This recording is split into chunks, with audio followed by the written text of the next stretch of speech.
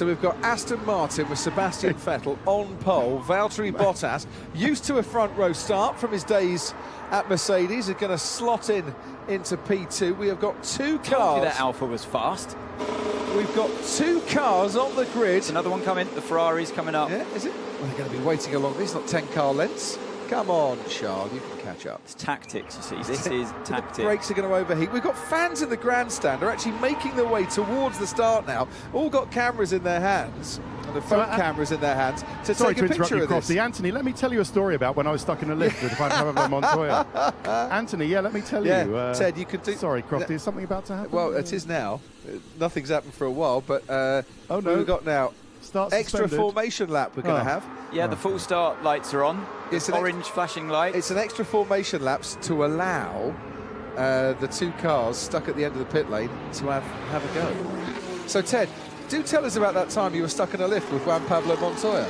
Well, I'm not sure they are. There is a green light now, but George has shut his car off. And so did Max, I believe. No, he's not going. No, Max is not going. But he did turn the engine off. Right. So obviously, Anthony, you can't restart the car on the MG UK of the Mercedes. Well, it started now. I can hear the car under me, yeah.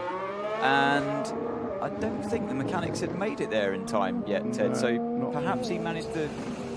Well, he's in first gear. He's got it going, so... There we go. The wheels are rolling. So go on, Ted, tell us about that Juan Pablo Montoya story. You not want to tell us? It was... I think the only person I've been in a lift with was... when was it? Oh no, Bottas has stopped on track Valtteri. now. What are you doing here? We're not going to get this start, are we? This isn't part of the plan, is it? Valtteri's been told to turn the car off. Going to have another. So maybe it overheated a little bit while it was stuck on the grid waiting for Charles. And now we've got a red flag.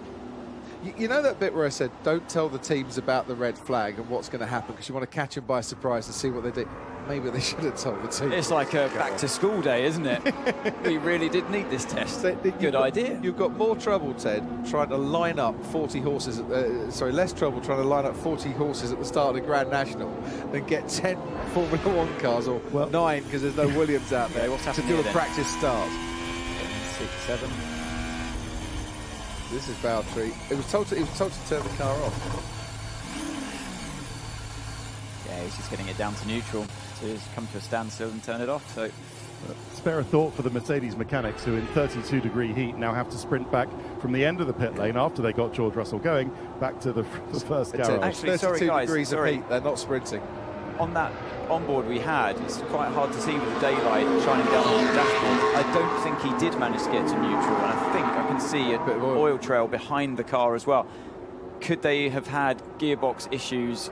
Or I don't know, sorry, that's drain, isn't it? But I reckon he's had a gearbox issue there. He was definitely told by the team. Looking at the rear end, of the car there. Oh, the front end, sorry, and there. But I think he was stuck in 5th gear when he was trying to slow it down. But yeah, now obviously the electrics are off. I can't see the dash anymore. I think that's it for the morning session, Crofty. I think you're right, Ted. We're not going to get our start. Maybe we'll get a standing start a little later on, because I think the FIA will want to test their software system, and they'll want to test that it actually works, the race start mechanism works.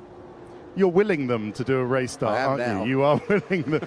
Eduardo Freitas and Niels Wittich, you're willing them to recreate this ultimately slightly, extremely unsuccessful restart procedure. Seriously, I can only imagine. It's definitely more Spa than Jeddah. It is more Spa than Jeddah. They can only do better second time around. Gentlemen, this has been it's been about a 2 out of 10 for getting a race start done this morning.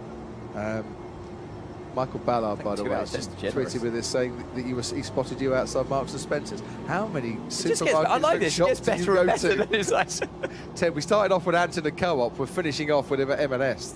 This just gets even better. It'll be in Harrods by this afternoon. Ted, would you like to sum up your thoughts on this morning's session? I thought you were asking me to sum up the experience of Juan Pablo Montoya in the lift, which I can't tell you about because it's not suitable for public broadcast. When I did get stuck with Juan Pablo Montoya in a lift. No, not really. I mean, I was going to tell you about the Alex Albon. The reason why I've been absent since you've been on. Did a bit with Alex Albon where